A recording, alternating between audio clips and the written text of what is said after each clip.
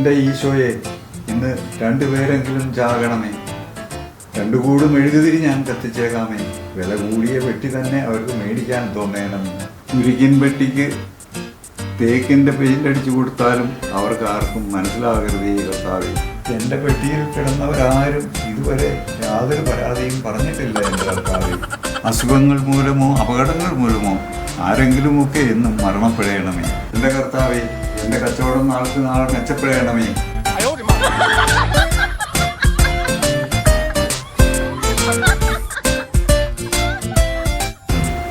ഈശ്വര ഭഗവാനെ, എൻ്റെ പ്രാർത്ഥന കൂടി കേൾക്കണമേ. ചാകുന്നവരൊക്കെ ഹിന്ദുക്കളായിരിക്കണമേ. ആരെയും പൊതുശ്മശാനത്തിൽ കൊണ്ടുപോയി ദഹിപ്പിക്കാൻ തോന്നിക്കരുതേ. എന്നും ഒരാളെയെങ്കിലും തന്ന് അനുഗ്രഹിക്കണമേ. ഞാൻ ഓരോ പുഷ്പാഞ്ജലി എല്ലാ ദിവസവും കഴിച്ചോളാമേ. ഈശ്വര ഭഗവാനെ.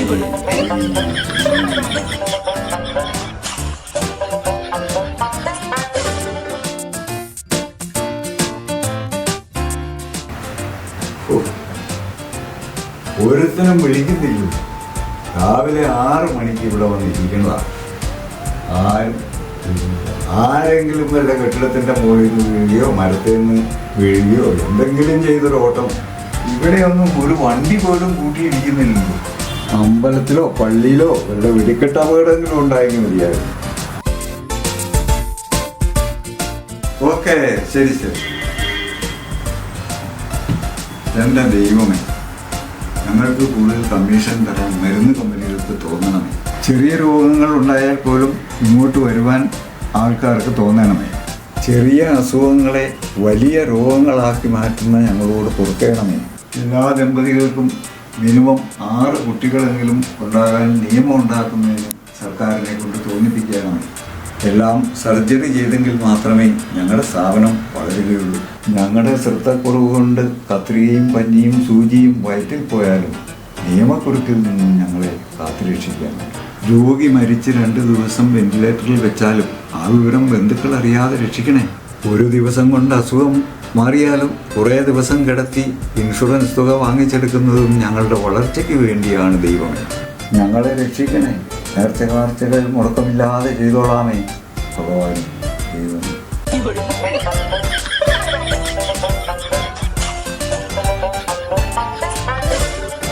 ഇന്ന് തന്നെ ഓരോരുത്തരും ഒരു സർട്ടിഫിക്കറ്റും വേണ്ടേ? സർക്കാർ ഓഫീസിലേക്ക് ഒരേ ആവശ്യങ്ങൾക്ക് ആളുകൾ വന്നില്ലെങ്കിൽ എങ്ങനെ ജീവിച്ചു? ഭഗവാനെ, കൈക്കൂലി വാങ്ങുന്നത് വിജിലൻസുകാർ പിടിക്കാതെ കാക്കണേ. കൈക്കൂലി വാങ്ങാത്ത ചിലർ കൊടുക്കുന്നതിൽ നിന്നും എന്നെ രക്ഷിക്കണം. പല ഫയലുകളും ഞങ്ങൾ മുക്കുന്നതൊന്നും ആരും അറിയരുതേ. പെൻഷനാകുമ്പോഴേക്കും കോടികൾ സമ്പാദിക്കാൻ നീ അനുഗ്രഹിക്കണം.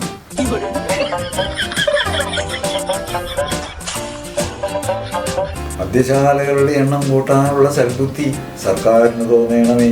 കർത്താവെ, വിദേശ മദ്യത്തിന്റെ കുപ്പിയിൽ നാടൻ വാറ്റ് കൊടുക്കുന്ന കാര്യം എക്സൈസുകാർ പിടിക്കാതെ നോക്കോളണമേ. അവർക്കുള്ള പടി ഞാൻ കൃത്യമായി കൊടുത്തോളാമേ. മദ്യം സ്വയം വർജിക്കാമെന്ന വിദ്യ കണ്ടുപിടിച്ച മന്ത്രിയെ വീണാൾ വാഴിക്കണമേ. പൊട്ടത്തരത്തിനുള്ള പത്മശ്രീ അദ്ദേഹത്തിന് നൽകണമേ. മദ്യപാനികളുടെ എണ്ണം വർദ്ധിച്ച് ആളുകൾ ആനന്ദത്തിൽ ആറാടുന്നത് കാണുവാൻ ഞങ്ങൾക്ക് ഭാഗ്യമുണ്ടാകണമേ. സർക്കാരിന് ഭീമമായ നികുതി നൽകി നാടിനെ രക്ഷിക്കുന്ന ഞങ്ങളെ അങ്ങ് കാത്തുകൊള്ളണമേ. എൻ്റെ പടച്ചവനെ കാത്തോളണേ. ഏതെങ്കിലുമൊക്കെ വണ്ടികൾക്ക് കേടുപാടുകൾ വരണേ. ഒരു ദിവസം 2 വണ്ടികളുടെ എങ്കിലും ഗിയർ ബോക്സ് എഞ്ചിനോ തകരാറിലാവണേ. അത് എൻ്റെ വർക്ക്ഷോപ്പിന്റെ അടുത്ത് വെച്ച് തന്നെ സംഭവിക്കണേ. പടച്ചവനെ കാത്തോളണേ. എൻ്റെ ഈശ്വര, വല്ലാത്തൊരു ഏടാകൂടത്തിലാണല്ലോ ഒന്ന് പെട്ടുപോയത്. പ്രകടന പത്രികയിൽ ഒരു ആവേശത്തിനങ്ങ് പറഞ്ഞുപോയി, സ്ത്രീകൾക്ക് KSRTCയിൽ ഫ്രീ കൊടുത്തേക്കാം. ഇതിപ്പോൾ ചെകുത്താനും കടലിനും നടുക്കായി. ഫ്രീ വേണ്ടാന്ന് വെച്ചാൽ സ്ത്രീകളോടുള്ള വാഗ്ദാന ലംഘനം. മുമ്പോട്ട് പോയാൽ വണ്ടിയെല്ലാം കട്ടപ്പുറത്ത്. ഈ ആപ്പിൽ നിന്ന് തലയൂരാനുള്ള എന്തെങ്കിലും ഒരു വഴി കാണിച്ചു തരണേ എൻ്റെ ഈശ്വര. ആർക്കും യുക്തിചിന്ത ഉണ്ടായിരിക്കുന്നതേ. അവരെന്നും അന്ധവിശ്വാസികളാകണം. അല്പവിശ്വാസികളെ ചൂഷണം ചെയ്യുന്ന ഞങ്ങളെ കാത്തുരക്ഷിക്കണം. അവർക്ക് ബുദ്ധി ഒഴിപ്പിച്ച് ഞങ്ങളെ തൊഴിലരഹിതരാക്കരുതേ. പ്രാർത്ഥിച്ച് രോഗം മാറ്റുന്ന ഞങ്ങൾ ആശുപത്രിയിൽ പോയാണ് ചികിത്സിക്കുന്നതെന്നാൽ സത്യം ഒരിക്കലും അവർ അറിയരുതേ. മതവ്യവസായമാണ് ഏറ്റവും നല്ലതെന്ന സത്യം ഞങ്ങൾ ഞങ്ങൾക്ക് കാണിച്ചു തന്ന അങ്ങയെ എത്ര സ്തുതിച്ചാലും മതിയാവുകയില്ല. സ്വർണവും വെള്ളിയും പണവും ഞങ്ങളുടെ ഭണ്ഡാരങ്ങളിലേക്ക് വാരിയിടുവാൻ ഭക്തർക്ക് തോന്നിപ്പിക്കണം. ജനങ്ങളുടെ അന്ധതയാണല്ലോ ഞങ്ങളുടെ വെളിച്ചവും ലാഭവും.